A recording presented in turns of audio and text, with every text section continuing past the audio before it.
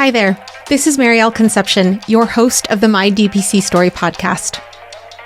Have you or someone you care about ever been burned by the U.S. healthcare system?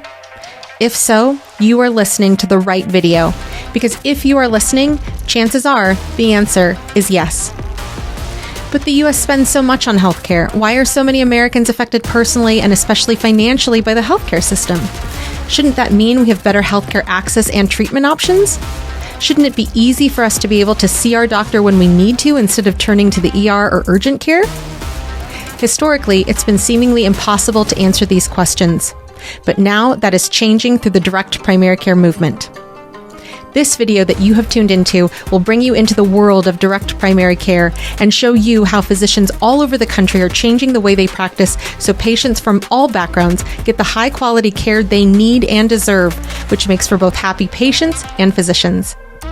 Learn even more by subscribing to the My DPC Story YouTube channel.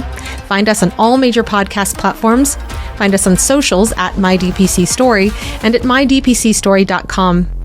There you can find resources including how to find a DPC doctor near you, conferences about DPC, DPC startup guides and advice, a store with DPC swag, and even a mapper showing where podcast guests are practicing. Thanks for tuning in to hear about this powerful movement. Now, on to the episode.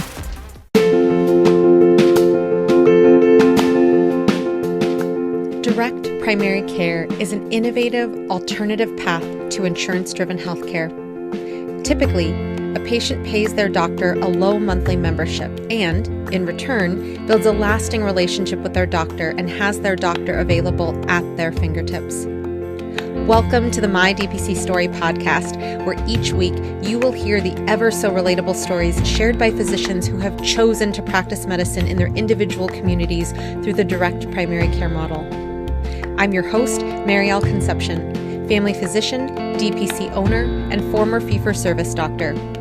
I hope you enjoy today's episode and come away feeling inspired about the future of patient care, direct primary care. Direct primary care is what allows me the freedom and the privilege to build meaningful relationships with patients that both allow patients to receive attentive and personalized care and allows me as a physician to truly care about and to care for each patient in the way that they truly deserve. I am Dr. Kissy Blackwell, and this is my DPC story.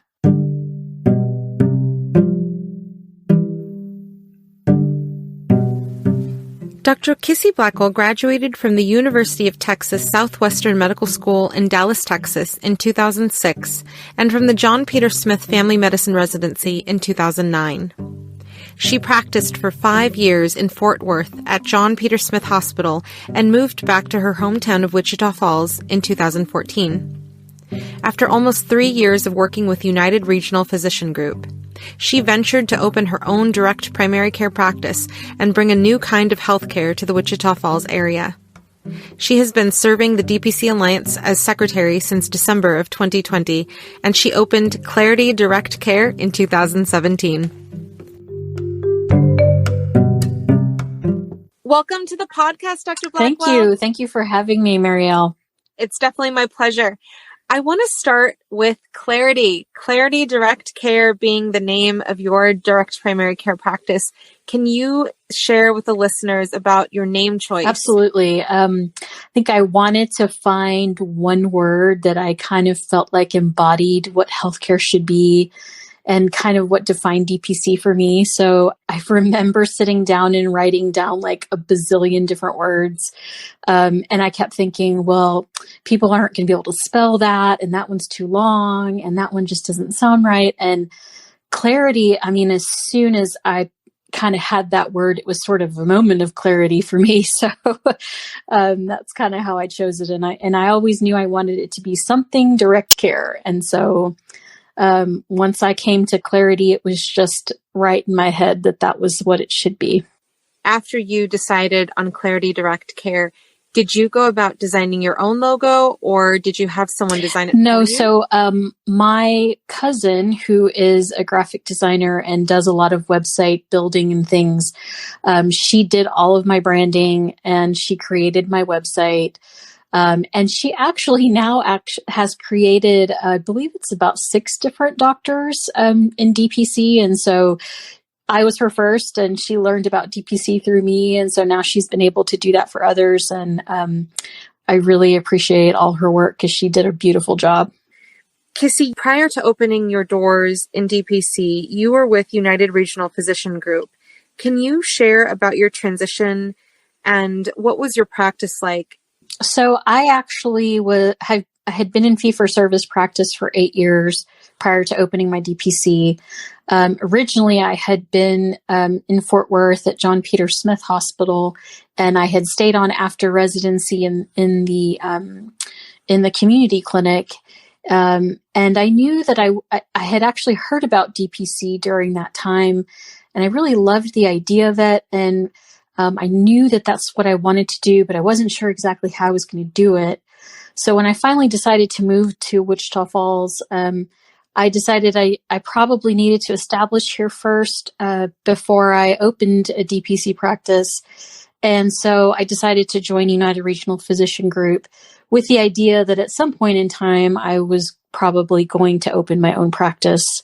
And so for a little bit, I wasn't sure that I was going to do that, but there was definitely a point in time where I felt like, okay, I'm really so burned out and I'm so tired and they're pushing me to do more and more, and I was ready.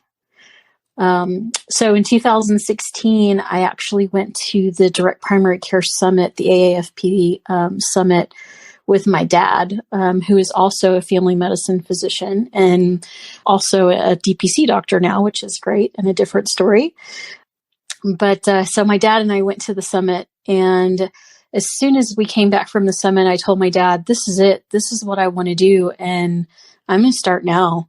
And as soon as I got home, I actually sat down and talked with my husband. The next day, we sold both of our cars and got something that was much less expensive. We sat down and created a family budget, and I started planning what I was going to do to make sure that I had enough money to do what I wanted to do. That's fantastic and such a unique story.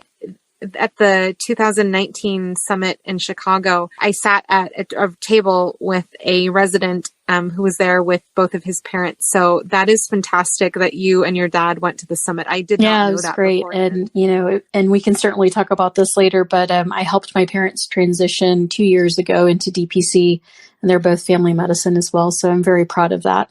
I did not know that at all. Yes, it was great. They were both actually private practice for 30 plus years, and then ended up, they were having some trouble with just, keeping up with all the regulations. And so they decided to join United Regional Physician Group, which actually just right after I joined them as well. And, it was just a nightmare for them. They'd never really been employed like that. And they finally decided they were either going to have to retire or do something else. And I kept egging them on, like, please don't retire. Like, let me help you transition to DPC. And sure enough, they love it now. They're doing really well, and they haven't retired. So their patients still have them, which is great. That's what I was going to ask. Are they now never going to retire because are they so happy with their new? That's probably not amazing. I think my dad is still looking forward to retirement, but not as soon as what they would have done before. Oh my gosh, that is so awesome. This is I'm so excited about this because, it's like getting people involved to the next level. You went forwards instead of backwards. We're always talking about the pipeline and affecting medical students. Like your freaking parents are doing DPC. It's great. That's probably one of the best things I could have done through this whole thing was to help my parents transition. When you opened your doors and when you transitioned from United Regional Physician Group, so you are famous for quote unquote drinking from the fire hose. Can you tell us a little bit about what that means? Of course, no one ever knows when they start DPC exactly how many patients might come with them or whether they're going to be able to, afford to pay themselves during that time. And so I had actually had a friend that had just started DPC, and he kept telling me that I needed to save up at least $50,000 before I started. So I took an entire year and I moonlighted every Saturday for an entire year until I built up $50K. And because I'm the main breadwinner of our family, I really wanted to make sure that I wasn't going to be starving at any point in time. So So yeah, after a year of planning, I gave notice to United Regional in mid-February, and I had to give them 4 months notice. So that was when I was able to start marketing, was during that period of time. But before that, I had my website ready. I had Atlas MD set up so that when patients went to the website, all they had to do was go in and sign up and put their credit card in and be all ready to go, and just really started marketing everything right away. I was lucky and I actually had sort of planned this some, because I knew when I signed the contract with United Regional that I probably would open my own practice. And so I made sure that I didn't have a non-compete and that I didn't have a non-solicit. And so I was able to talk to my patients about where I was going and what I was doing, at least in a brief sense. And so I used every single patient encounter as a marketing opportunity. So I had flyers printed up. I had my business cards ready. And so every patient that came in got a 1-minute spiel about DPC and why I was doing this. And this is where I'm going to be. And here's my business card. And by the end of June, before I started, I was starting at 278 patients that had signed up. And by the end of the first week, I had 300 patients signed up. And by the 3-month mark, I was over 400 patients. So I was growing super fast at this point. And I'm kind of a stickler about making sure that patients have at least their original visit in the office so I can see them face to face, so I can do an H&P. And so I literally had the entire month of July full to the brim, probably seeing 10, 15 patients a day, doing, initial interviews just because, everybody paid for July. So I had to make sure everybody had their visit. So I did at first feel like, oh my God, I am drowning. I am working just as much as I did in fee for service. This isn't really what I wanted. But I kept going because I knew that this was the right thing to do. I could see that people really wanted this type of practice in Wichita Falls. And I wanted to make sure that I could deliver everything that I was saying that I could deliver. And so yeah, I worked really, really hard the first few months. In fact, the first 10 months. By about 5 months, I was getting to the point where I was really overwhelmed. So I decided to implement a soft wait list, which meant that my patients would wait somewhere between 2 and 3 weeks for an appointment. Then later on, it got out to 4 to 6 weeks. And I wouldn't charge them, of course, until the month of their appointment. And so that soft wait list helped me a little bit in kind of cushioning myself. And I was full at 600 patients in 10 months. So very, very quick opening. There was probably only about 80 or so patients of that 278 patients that were the patients I was seeing at United Regional. So it's very interesting to note that it was really, I really think it was more of the legwork I was doing with my marketing to, bring patients and have other people understand what I was doing. I don't know. I'm not entirely sure if it was the marketing, if it was that. Some of it, I think, was that patients were telling family members about it. Oh, hey, and I remember patients telling me, oh, hey, I don't want to do this, but I have a daughter who doesn't have any insurance and her family doesn't have insurance, and I'm going to tell them about it. And so some of it, I think, was word of mouth in that sense, that my patients may have given me some word of mouth marketing there. But yeah, it wasn't really all of my patients. It was really mostly community patients, which is very interesting. We have about 130,000, I believe, in kind of the county area. And I definitely get patients from all around the county. So we're not a huge town, but we're certainly not super small either. So, but plenty of patients to go around. When you were deciding on your pricing, had you determined your pricing prior to handing in your notice when you had already developed your website and when you were already signed up with Atlas? Or did you develop your pricing strategy through talking with patients when you were in that last bulk of time? I felt like it was really important to be transparent from the very beginning and not just say, hey, here's this practice, like sign up, but I don't know how much it's going to be. So, patients wanted to know, like, well, how much is it going to cost me? And what is this and what is that? So I did feel like it was important to have that already ready to go so that it was very clear to patients, hey, this is what I'm doing. This is why I'm doing it. And then this is how much it's going to cost. So I developed my pricing really just based on, speaking to some of the seasoned DPC doctors. A lot of them had age-based pricing, and I liked the idea of that just because I felt like with age-based pricing, I could potentially attract more young families with small children, because I do like to do pediatrics and that sort of thing. And so and that's really what I do see in my practice now, is that with the age-based pricing, I have a lot of young families, a lot of people that have their own small businesses and that sort of thing. And a lot of kiddos, about 20% of my practice is children. So that's kind of what I wanted. And it's the reason that I chose the pricing structure that I did, because I knew I wanted to sort of have that type of demographic in my clinic. Stay with us. We'll be right back. My DPC Story just hit 100,000 downloads on Apple Podcasts alone, and we could not have done it without our amazing listeners. So to thank you and to celebrate this milestone, we're giving away an incredible DPC Summit prize package for the DPC Summit happening in Minneapolis this summer. The prize includes My DPC Story swag, and on top of that, the prize also includes a ticket to the DPC Summit. Check out my interview with Dr. Jeff Davenport, where you'll hear more details about the summit. To be eligible for this giveaway, all you have to do is first rate and review My DPC Story on your podcast listening platform. Pro tip, if you rate My DPC Story with a 5-star review, it helps the visibility of the podcast and it helps others to find all these DPC stories. Number 2, take a screenshot of your review and email it to support@mydpcstory.com. You'll find that email in the show notes as well. And third, make sure you're following My DPC Story on all your social media platforms: Instagram, Facebook, TikTok, YouTube, LinkedIn, and Twitter. All the social links are at the bottom of mydpcstory.com and also in our show notes. For bonus points, share both this episode and the My DPC Story posts about the DPC Summit with your community. The winner will be announced in a future episode, so make sure you tune in to find out if you'll be heading to the summit.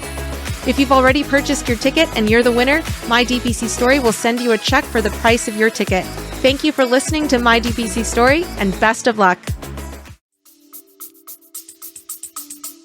When you were talking with your patients and educating them about your DPC and DPC in general, what was your elevator speech now? One of the things that I came across and read while I was kind of trying to figure out what I was going to tell people was the book by Simon Sinek, I think it's called Start With Why.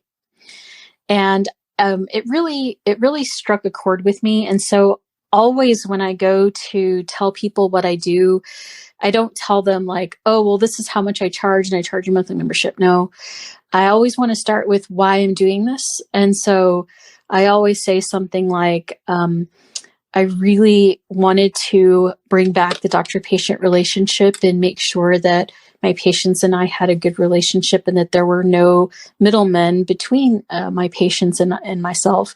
So this is the reason why I decided to open this type of practice. And so then I go on from there. And so I always want to kind of tell patients why, so that they kind of are on board with my why before I even tell them how much it costs. And I still do that. You had mentioned having a soft enrollment waitlist when the numbers in your practice were getting to a point where you felt that was necessary. Did those patients do any pre-enrollment payment in anticipation for their first visit? Once I decided to implement the waitlist, because I was kind of drowning in so many patient visits per month, I would charge the enrollment fee, but then I wouldn't charge them their first month's visit until the month of their appointment.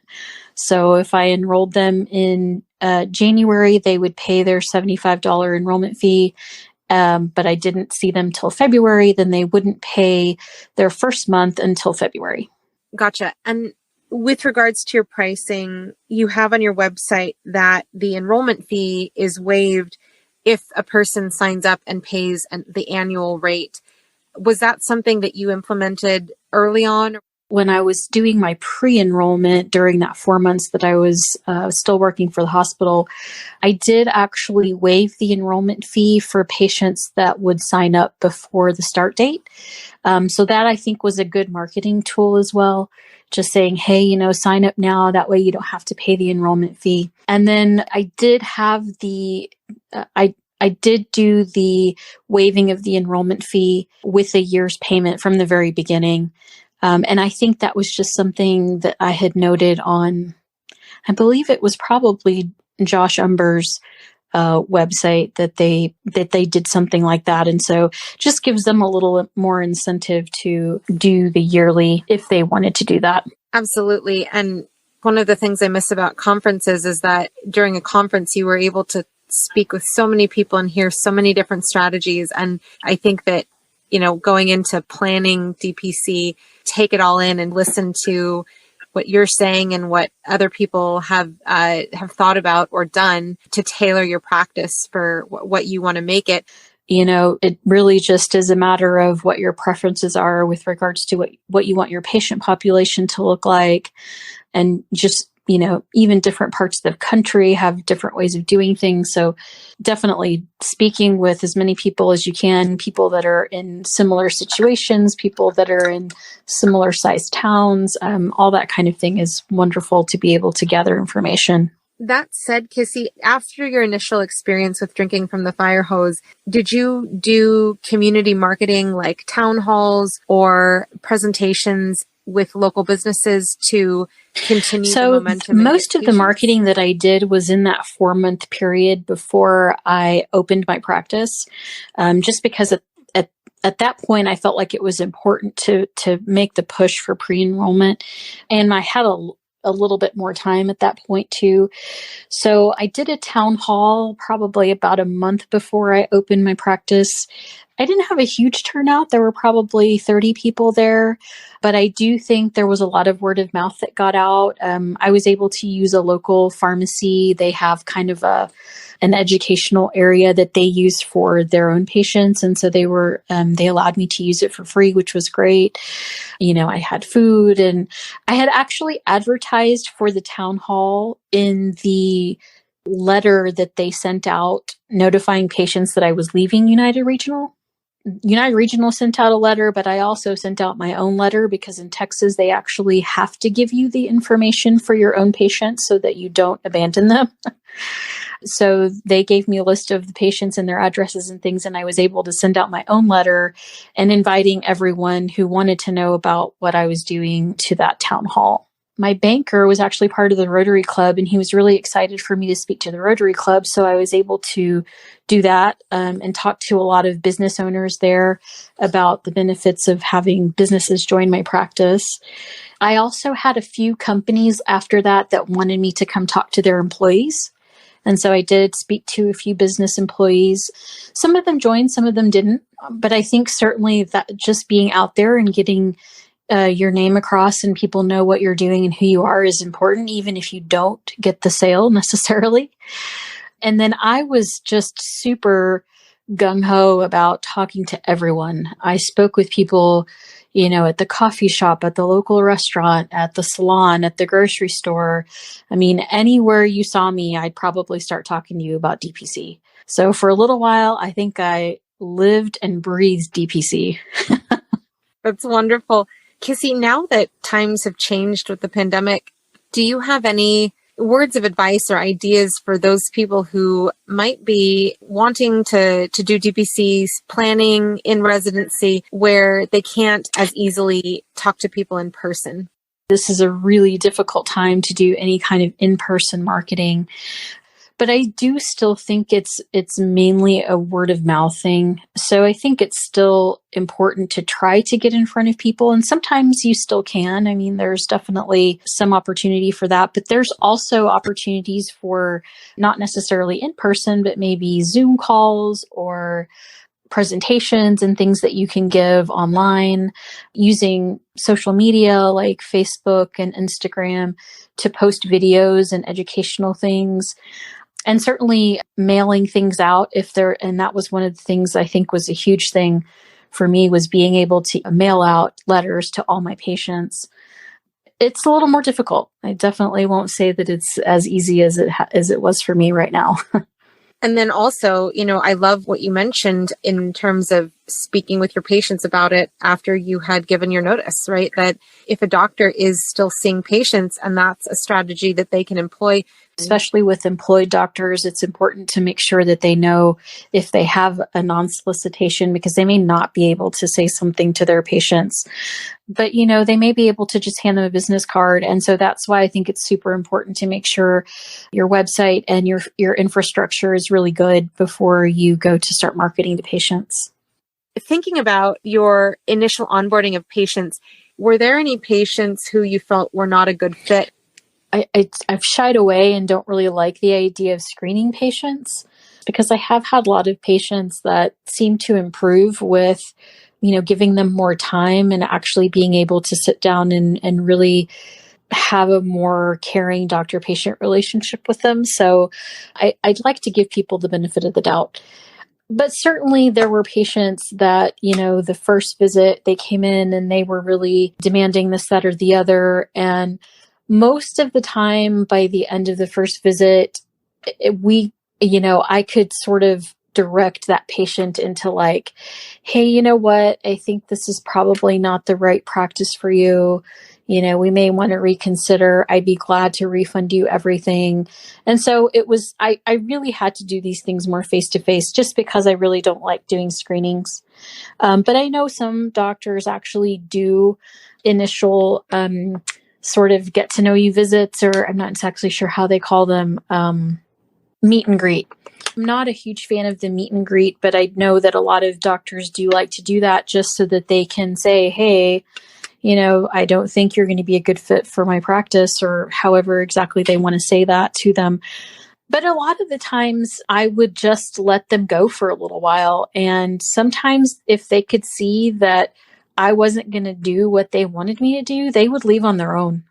And so it wasn't really, maybe not exactly ideal, but it was really kind of the way I like to do things, just because I don't like to rock the boat with people too much. And I didn't want people to say, oh, well, I went to this practice and they told me I couldn't join. I didn't want the bad press on that either. And this, especially with what you shared earlier about the population of Wichita Falls. I could say something here today and tomorrow it would be all over town. So definitely goes both ways, in the good and the bad. On that note, with websites like Yelp and vitals.com and HealthGrades, do you manage or monitor? So I had a patient that was unhappy with my care, and it was really not about the care. It was actually about, so she came in and had a well visit, and she also ended up talking about anxiety. And so we billed the well visit and we billed for anxiety. And so she got very upset that she got billed for the anxiety part, even though that's a very valid way of doing things. So she did go on to HealthGrades and gave me this horrible review. And I don't know how I came across it exactly, but I came across the review and I thought, oh my gosh, I really need to make sure that I'm managing these things. And so I did claim my HealthGrades website. I claimed vitals.com. I don't think I've done ZocDoc, but maybe something I need to look into. But the other reason too was because I had a patient come in she was using Yelp to try to find my practice, and she couldn't find me because I wasn't listed on there. And and my name listing actually was still attached to the hospital. And I actually had to fight with Yelp to allow me to use my own name. It was really ridiculous. So yes, I definitely encourage people to look themselves up on Google and just make sure that there's nothing out there that just looks weird or that should be claimed or that should be changed or fixed, because you just never know where people are going to end up when they Google stuff. And I also have my Google profile. So if you have a new review, or if they'll also send you kind of like monthly, like, hey, this is how many people viewed your site. They do that on Google for sure. and sort of give you like some updates. So I don't do it very often, but I definitely go to look and, probably review it. Once somebody posts a review and I get an alert about it, I'll go and kind of look at all those statistics and, look at the review and all that kind of stuff. So, and of course, we've had to move twice in the last 3.5 years. And so I've also had to go back and change my address, and that's just a pain in the rear to have to change your address with like everyone and especially having to have done it twice. But that's a good way to go back and make sure that all of that stuff is changed and fixed, because otherwise people can't find you. And I want to segue into your physical space. You mentioned that you knew, because you were from Wichita Falls originally, where generally you wanted to have your clinic. But how did you find your space? I do have a friend here in town who is she's a commercial broker, and she has helped me multiple times now in finding a space. But I did go to her. She actually helped us find our home as well, and say, hey, I need a space. I need you to help me. And she was very happy to do that. So the first space that I had, I actually didn't take right away. So after I had called a local radiologist regarding getting some cash pricing for radiology exams from them, they actually offered me a space in their building for free. He needed a doctor on site to be able to do CT scans, which they had just acquired a CT machine. And in order to do IV contrast, there has to be an MD or a DO on site. And so he said, hey, if you'll come and do this for me, I'll give you a space in my office for free. And it was about 650 square feet. So it wasn't a lot, but it was free. And all of my utilities were free and internet was free. And so there was a 6-month period of time where that was perfect. It was the perfect size, obviously the perfect price, but it allowed me to grow really quickly. It allowed me to pay myself really quickly. And, being the main breadwinner at home, it was really great for me not to have to worry about losing my home or anything like that. So what happened with that one was that the radiology center closed down, and it was sort of an abrupt thing. They sort of just got up and left. And so I ended up just having to move in a hurry and had to leave my space pretty quickly. And thank goodness the previous space that I had been looking at was actually still available.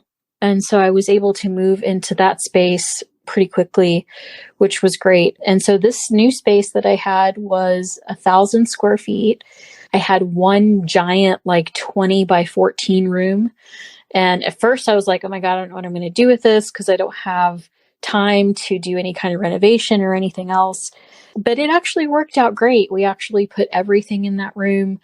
We had some locked toolboxes, the big like utility toolboxes that with like cabinets and things that are all locked. And so, we had everything in that one room. It was all locked up, but it was great because we had a couch in there and a place for the kids to play. And then on the other side of the room, I was seeing mom and dad, and, family members could be in there. So it actually worked out great. And we really enjoyed having that really large space. And then we also had another little smaller exam room where my nurse did a lot of her stuff, like drawing blood and testing for flu or whatever she may be doing on that side. We had a bathroom and then my office. So it was really tiny little space, but with a really big giant exam room. And we really loved it for a long time. And actually here recently, so in November, I came to find out that the space had been bought out by the home health company next door. And they gave me 90 days to get out of my space. So it was a little bit frustrating, and certainly I wasn't expecting it. I had thought before that I might, move into a bigger space or, expand or buy my own space, but I just never imagined that it would have to be this quickly. And thank goodness, it's really amazing. It was kind of like fate. There was a building that I had been looking at for a long time thinking, man, if that building ever went for sale, I would totally buy it. And sure enough, it was for sale. And so somehow we ended up closing on this building within 4 weeks, or I guess it was in 6 weeks of doing all of this planning. And we just moved into the space about 2 weeks ago. So we are really excited about our new location, and now I own it. So I don't have to worry about ever being kicked out again, which is great. So I'm excited to be able to own my own space now. And I do have a renter that I'm renting some of the space out to because our building is huge. So this new building is 3,400 square feet and 3,900 square feet. And so I've rented her out one side of the building, and she's actually a doctor of audiology. So she's got her sound booth and all of her equipment there. And so that'll be a really nice addition, I think, even to be able to send patients her way. How exciting, Kissy. That is fantastic. Yes.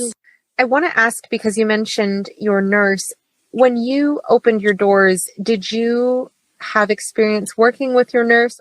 Worked with me in fee-for-service for 2 years before I decided to go into DPC. And she, I think, had the feeling that I was going to leave at some point. And she said, if you ever leave, please take me with you. And I just remember her saying that. And so as soon as I started doing this, I knew that I wanted her to come with me.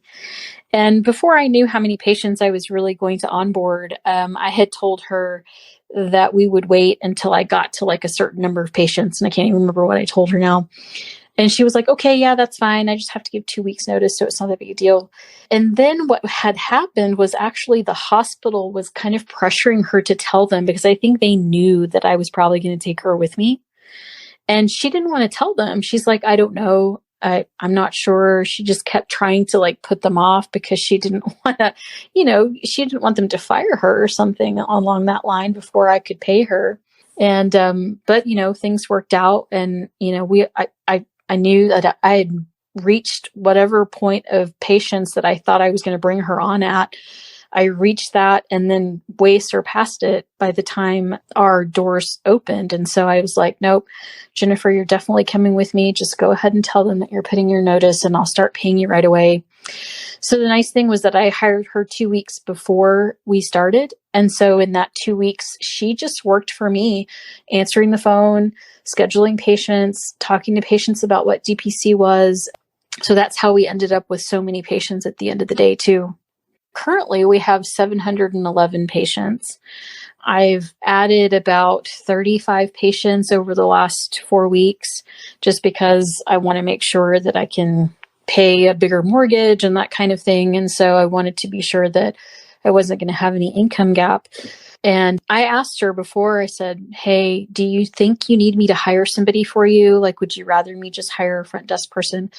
And she told me, she said, I really don't feel like I'm that busy. So if, I would rather you pay me a little bit more than for you to hire somebody else. And I was like, done. So I pay her well. And, she can't leave because I don't think she'll ever find that kind of salary anywhere else. But she and I work really well together. She anticipates all my needs. She's actually been a manager at a store in the past. And so she manages all of the member management stuff so well. She's very good with customer service. She knows DPC front and back, just like I do. I really feel like she and I opened this practice together. And I think that's what's been so great about it. That's wonderful. And it definitely sounds like the dream person that if a doctor in doing DPC was wanting to have a partner. If you feel like you can onboard a person right away, especially someone that you know well and that works well with you, that you trust, those obviously are all important qualities in someone you want to hire. And Kissy, does Jennifer get a 401k or health benefit? Her husband actually carries health insurance for them through his job. And I haven't done a 401k just because I hadn't, I was still sort of in the starting phase and things. And so, but I have actually been considering doing that here in the near future. With the value that you bring having a direct primary care practice in Wichita Falls, I wanted to ask about medication dispensing, because in Texas, doctors are restricted in terms of how they can dispense medicines to patients. A lot of the talk between people that were starting DPC or even the people that were already seasoned DPC, they talked a lot about medication dispensing and how much value that brought to the practice. So it was a little bit nerve-wracking to think that I couldn't do that. I'll have to tell you that I don't think that it has really been a hindrance for me. I am still able to dispense a few things out of my office just because Texas does allow you to dispense up to 3 days of medication. But I don't do a lot of that. I do diflucan for patients that come in with yeast infection. I do azithromycin for people that come in with chlamydia or people that have STD exposure.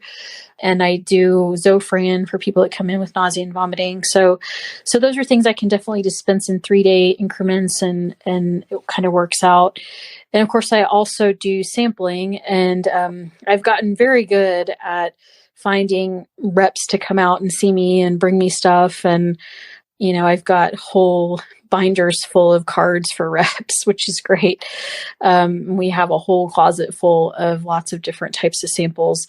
So the nice thing about DPC is that because we don't have tons of patients, I may only have 1 or 2 patients for each type of medication that needs each type of medication. So, getting enough samples for them to kind of keep them going isn't really terribly difficult. That said, Kissy, with you using Atlas, instead of using Atlas for an inventory of medicines that you self-dispense, do you use that inventory that for are what? medicines I'm sorry? that you have that are samples? Samples.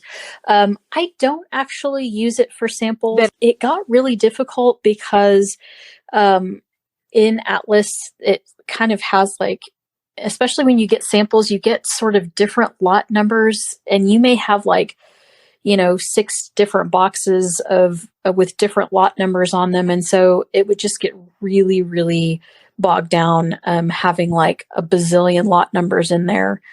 So I don't really like using it for that. I feel like it's not useful because if I go in there to dispense something and it's the wrong lot number, then I'm really not giving them any information anyway. So what we do is we actually just, we document in the patient's chart the lot number and the expiration and everything and what was given to the patient. But then we do use the inventory for our injectables because we do still do injectable medications. And we do a little bit of DME as well. So wrist splints, and lately it's been pulse oxes and things like that. You mentioned that your practice has now over 700 patients, and right now your website lists signups on the wait list because you're not accepting new patients at this time. Can you touch on churn? We did have a hard wait list where we only really took patients off the wait list when we kind of got down to, where our churn was really getting too high. So for me, that number was about 650 at the time. So if I ever got to under 650 or getting close to 650, I would take a few patients off the wait list because I was kind of hovering at 680 most of the time. So we had, after COVID started, our wait list actually doubled. So we actually had about 90 patients on our wait list before I started taking people off because of my building purchase. So we had quite a few people that were waiting, but we started taking patients off of the wait list in December, just in anticipation of buying our new building. And my goal is to hopefully get up to around 750.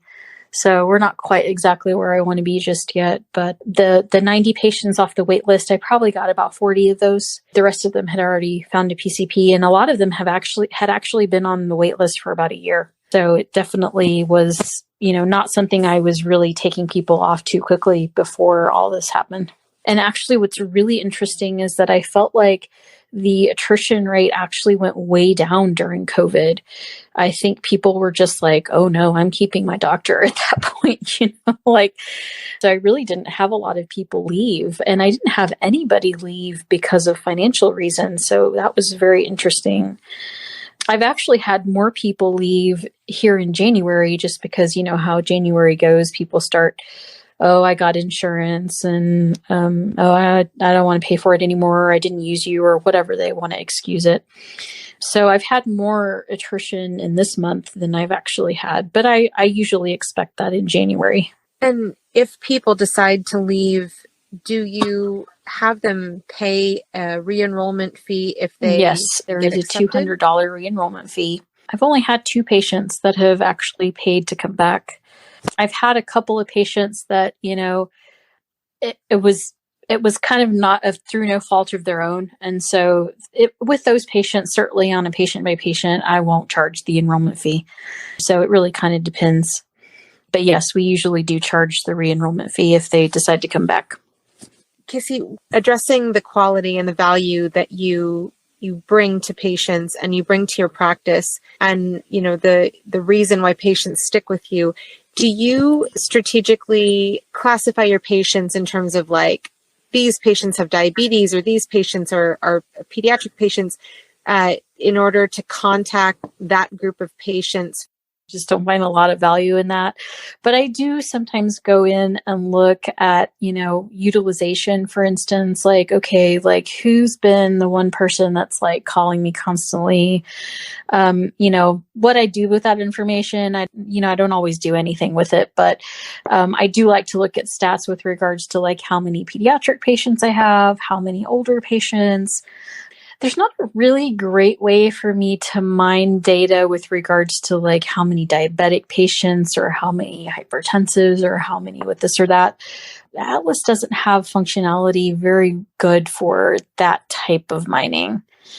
But certainly looking at demographics and, the utilization and that sort of thing or when they joined, how long they've been with me, that kind of thing.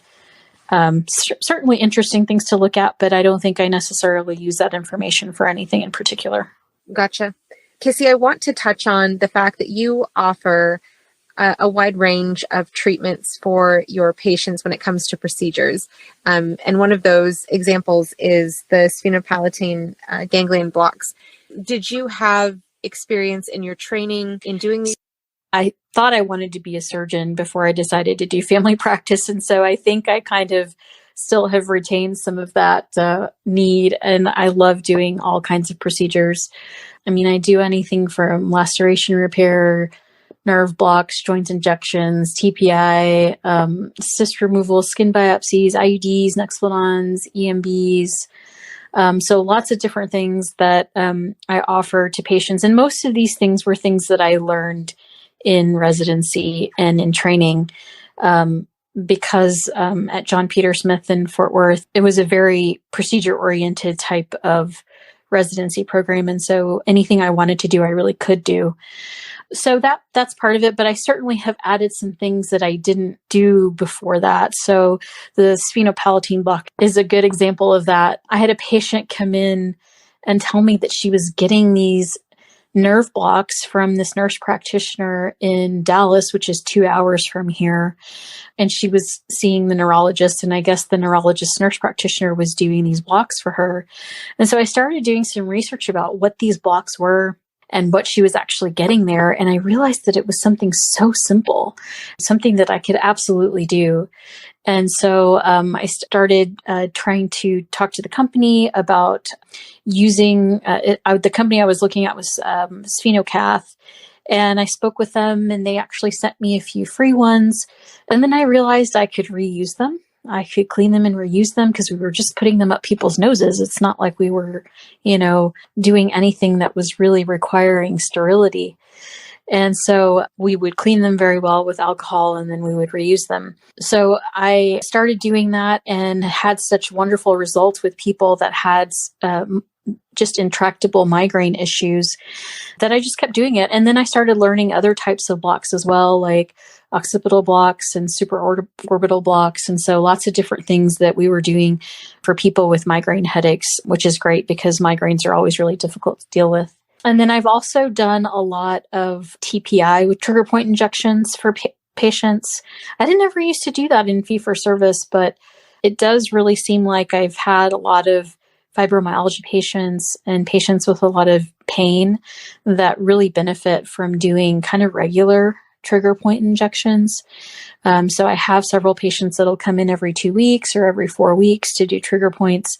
And they really feel like it helps with their quality of life and they don't have to use pain medications, and we keep them off the narcotics. And so that's great too. But with regards to learning new things, one of the newer things I've learned is actually ultrasound technique, which has been really great. I never really did get to learn about that stuff during residency. And so it's definitely been a new thing for me. I've actually taken 2 courses for ultrasound, one out in South Carolina and one in California. And both were just amazing programs, and both were kind of intros. But I think the one out in California, I probably got a little bit more in depth, which was great because this was my second one. And I've been able to find all kinds of crazy things. One of the more interesting things that I've been able to look for, I had a patient with potential myxedema coma, and he came in and his TSH was just insanely through the roof. And he was short of breath and he was pale and he just looked like he was dying. And, I stuck the ultrasound on his chest, and sure enough, he had a huge pericardial effusion. And so I was able to get him to the ER and know exactly what was going on. And so it was really nice to be able to have that tool and know exactly what was happening with him, and to be able to follow him too, because I'd bring him back and look at it again, make sure it was getting smaller and he was getting better. And so it's a very nice tool to have. With you describing that particular patient's case, how life-changing is that for you to be able to see him as often as you guys needed to monitor his health? I can't imagine what he would have faced if he were waiting for a fee-for-service appointment to do follow-ups, and what quality he would have gotten. But that's wonderful that you were able to diagnose and treat. One of the other things I think that was really great that I had been able to use it for was a pretty big lady who had fallen and really hurt her knee. It was real swollen. She had terrible landmarks because her leg was just so large. And so I was able to stick the ultrasound on her and actually get a steroid injection into her knee. And she was singing my praises by the time she left the office because she felt so good. And there's no way I would have been able to do that injection without an ultrasound. That's wonderful. I want to shift the conversation because I feel it's really important to address the fact that you are the current secretary of the DPC Alliance. And so I wanted to ask you, could you explain what is the DPC Alliance? We wanted to create this alliance that helped with education and advocacy for DPC, helping new doctors create their own practice and helping seasoned doctors continue their practice. And so it's been evolving over the years. Certainly it started off more as helping new DPC doctors through, and we still definitely do that. But now we also are hoping, and of course with COVID, we were kind of unable to do some of the things that we wanted to do, but we do eventually want to make sure that the DPC Summit has things like procedure workshops so that docs that are wanting to learn new procedures and new things can actually learn some new techniques. And, even things like how do we do aesthetics, and how do we add prolotherapy, and how do we add, just different types of things to growing practices as well. So we want to be able to make sure that we take care of our growing practices as well as our new practices. So that being said, we're actually in the process of planning a lot of things for this new year. And one of the things we did last year that was really great, we didn't get to do as many as we wanted, but we did get to do a few of our mastermind events. And those have just been so great. I actually have been to 2 mastermind events because I really kind of like to be there for mentorship. I went to the one in Portland as well as the one in Raleigh this year. And it's just amazing to be able to have sort of one-on-one with people that are in the process of opening their practice or potentially already in practice and just wanting a little bit more help. And it was very nice to be able to do those one-on-one things for people and really help them where they were. We had about, and I'm not entirely sure exactly how many numbers, but I think we had about 10 people at the first one in Portland where I went. And then in Raleigh, I want to say there were like 15. So there was definitely a small number, which is what we want. And we didn't want it to be too big. And of course, with COVID this year, we really couldn't make it too big. Then we also had a much larger one in Kansas City just after the Raleigh one. And they just did a wonderful job in making sure that everybody was safe and that we had sort of separate groups, and so that we weren't in a big group, but there were quite a few people on that one too, which was wonderful. So I think we had a very good response from that. People were really excited about going. They felt like they learned something. They felt like they really got what they needed. And I think it's kind of goes to what you were saying before with when you can actually interact with people in person and really discuss things and really talk things out and ask your own personal questions, what your own personal fears may be in obstacles to getting to DPC. It's so much different than just reading things online or that sort of thing. So certainly the in-person events are great. The other thing I think that's really awesome about DPC Alliance is that we have something called DPC University. So this was actually created by a bunch of us that actually flew into Dallas one year, and we all started writing articles about different topics in DPC. And we created several hundred articles that are now in the DPC University. And they are basically meant to kind of gear new DPC doctors into their own practice. But we also want to continue to grow it so that we can also add topics for growing DPC practices, as well as educational type of things. And and I'll come back to the educational part, but so there's lots of different things in DPC University that are really great for starting practices. And one of the main ones that I kind of like to point people to is our DPC startup checklist. So we actually went through and just started thinking about what kinds of things new DPC practices needed to make sure they did. And so there's a nice little short checklist that they can go through, and that's actually free. So in our first 3 sections are actually free for starting doctors, which is great. Certainly if they would join the DPC Alliance, there's actually quite a bit more in there. And we also have things like sample patient contracts, sample employer contracts, sample employee contracts, Medicare waiver, HIPAA forms, all kinds of things in there that are really useful for starting doctors. The other thing that we've been doing is trying to implement more education.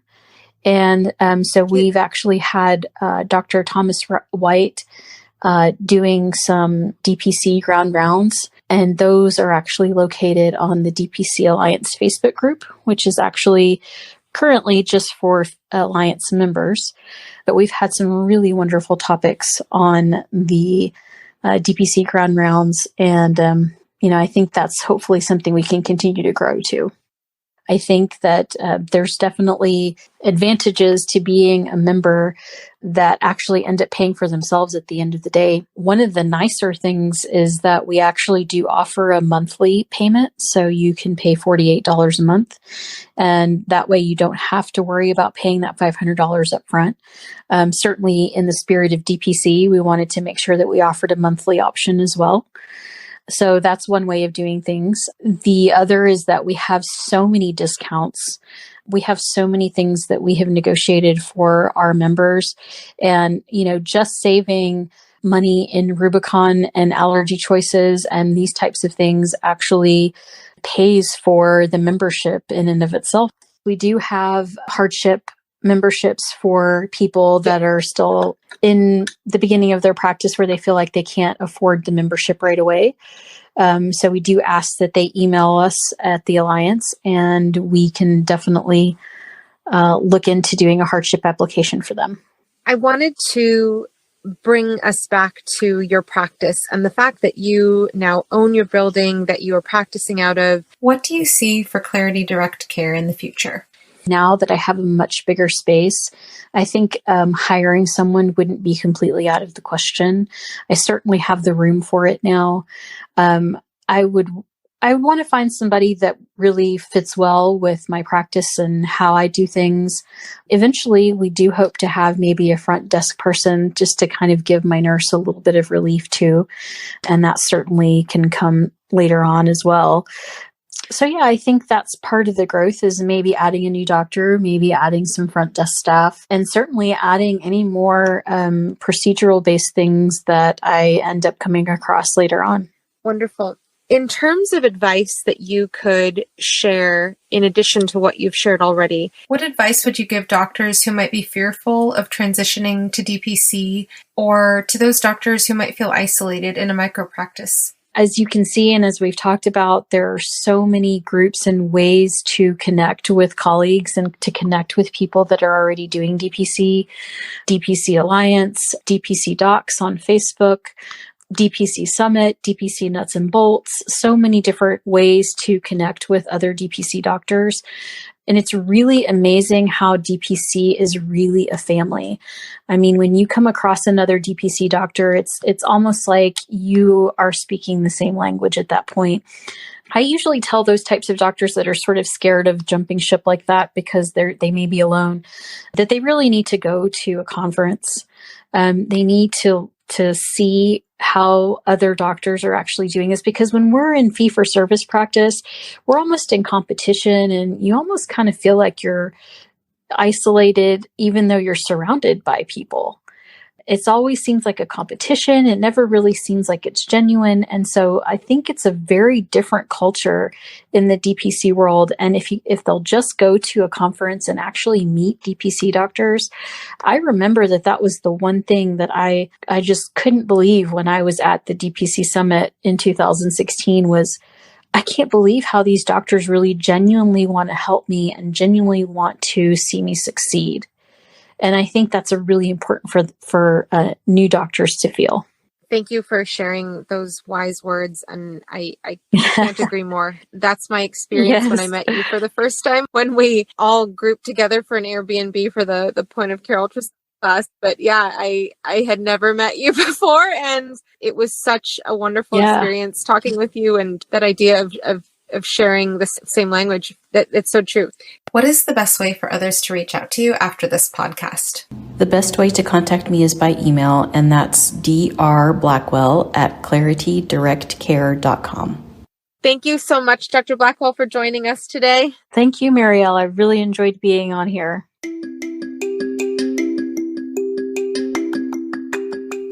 Next week, as a special nod to Mother's Day, look forward to hearing from Dr. Blackwell's mom, Dr. Rosa Torres, and her dad, Dr. Oscar Torres. Yep, they're both DPC doctors as well. Don't forget to sign up to be a My DPC Story Insider to get our newsletter with exclusive insider offerings like events, updates, resources, and much more. If you like what you heard today, please leave a review and subscribe wherever you listen to your podcasts. Tell your friends, too. For more information on this episode and much more, please visit mydpcstory.com. And for the latest in DPC news, check out dpcnews.com. Until next week, this is Marielle Conception.